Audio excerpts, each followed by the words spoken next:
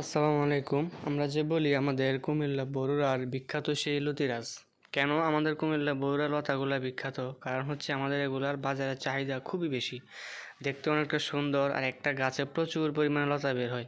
বাংলাদেশের উন্নত মানের সবচাইতে বেশি যে জাতগুলা হয়, লতা বেশি হয়, সেই উন্নত মানের জাতগুলোর মধ্যে আমাদের কুমিল্লার জাত হচ্ছে বিখ্যাত।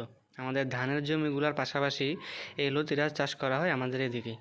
দেখবেন ধানের পাশের জমি হচ্ছে লতি, আরেক জমিতে ধান, এরকম সব জমিতে কিন্তু ধান করা হয় না। ধানের সাথী ফসল হিসেবে লতিরাজ করা হয়। এই জন্য কারণ কেন করা হয় ধান বাদ দিয়ে, কারণ এটাতে প্রচুর পরিমাণে লাভ। এটা আপনার লতা বিক্রি হবে টানা 2 মাস পর থেকে 10 মাস টানা লতা আসে, তারপরে চারা বিক্রি হয়, ফুলও আপনার বিক্রি হয়।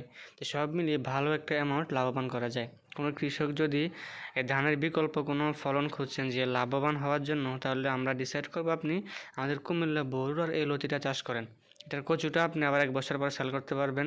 যারা পাইকারি যদি বিক্রি করেন মিনিমাম 20 টাকা করে সেল করলেও আপনার প্রচুর টাকা আসবে।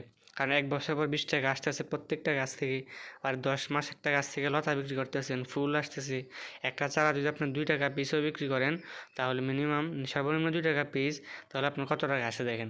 একটা গাছে আপনার থাকে প্রায় 20 থেকে 30টা চারাই দেয় 1 বছরে। এটা তো কম বললাম, আরও বেশিও হয় যদি আপনি বীজের জন্য রাখেন আমাদের মতো। তো এই হচ্ছে বাংলাদেশের ভালো লতিরাজের মধ্যে জাতগুলোর মধ্যে আমাদের কুমিল্লা বরুড়া হচ্ছে বিখ্যাত। কারণ আমাদের এই লতাগুলা বাইরের প্রায় 52টি দেশের মধ্যে ইনপুট হয়। এটা নিয়ে অনেক নিউজ হয়েছে, যেটা সকলেই জানেন। 52টি দেশে ইনপুট হওয়ার একটাই কারণ হচ্ছে এটা দেখতে সুন্দর, খেতেও সুস্বাদু এবং এটা ধরেও প্রচুর পরিমাণ। অন্যান্য লতিরাজ আপনি 1 বিঘাতে যা হবে, আমাদের বরুড়ার এটা 2 বিঘাতে এর চাইতে আরও বেশি হয়। 2 বিঘা হয়, 1 বিঘাতে 2 বিঘা পরিমাণ অন্যান্য ফসলের চাইতে বেশি হয়। তো এই জন্য যারাই চারা নেবেন অবশ্যই আমার নাম্বার দেওয়া থাকবে, পরামর্শ করবেন। লাগানোর আগে অবশ্যই যোগাযোগ করবেন। যদি নাও করেন অন্তত একটু পরামর্শ করবেন। আর এটা 12 মাস লাগানো যায়, নির্দিষ্ট কোনো সময় নেই। লাগানোর পদ্ধতি হচ্ছে এটা উঁচু নিচু সব জমিতেই হয়। জমিটা চাষ দিয়ে হালকা পানি দিয়ে কাদা মাটি করে ধানের মতো রোপণ করতে হয় 1 হাত বা 1.5 হাত পর পর।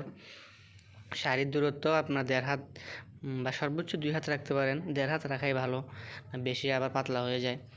তো লাগানোর পদ্ধতি এভাবে পানি রাখবেন, হালকা চিকচিকা পানি, ওরকম জমিতে ভালো হয় যে দেখতে পাচ্ছেন। আর যে জমিগুলো উঁচু জমি, ওটাতে লাগে পানি দিয়ে দিবেন। আর পানি শেষ হয়ে গেলে আপনি পরবর্তীতে মোটর বা মেশিন থাকলে পানি সেচের